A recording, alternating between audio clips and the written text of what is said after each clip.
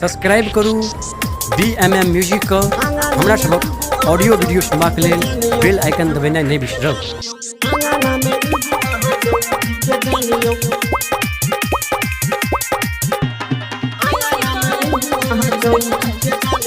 RK recording studio Madhopur. राख लिया बाबा बरती के मानियो, राख लिया बाबा बरती के मानियो। आंगना में उगू अहाँ चौठी के जानियो, आंगना में उगू अहाँ चौठी जानियो, आंगना में उगू अहाँ चौठी के जानियो। अहाँ खातिर रखने छी पूरी पकवानियो, अहाँ खातिर रखने छी पूरी पकवानियो। आंगना में उगू अहाँ चौठी के जानियो, आंगना में उगू अहाँ चौठी जानियो, आंगना में उगू अहाँ चौठी जानियो।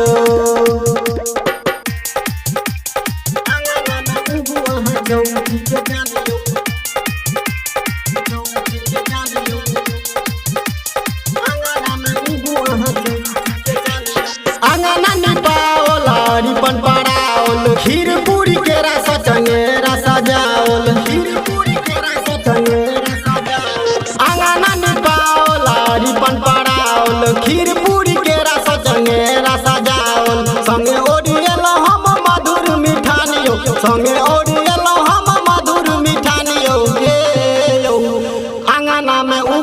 चौठी के जानियो, आंगना में उगू अहाँ चौठी जानियो, आंगना में उगू अहाँ चौठी जानियो,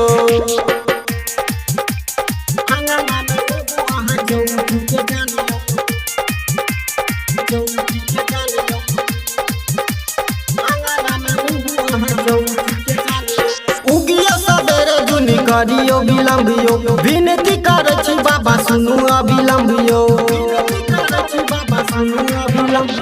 उगियो सबेरे जुनी करियो विलंबियो, विनती करछ बाबा सुनु अविलंबियो।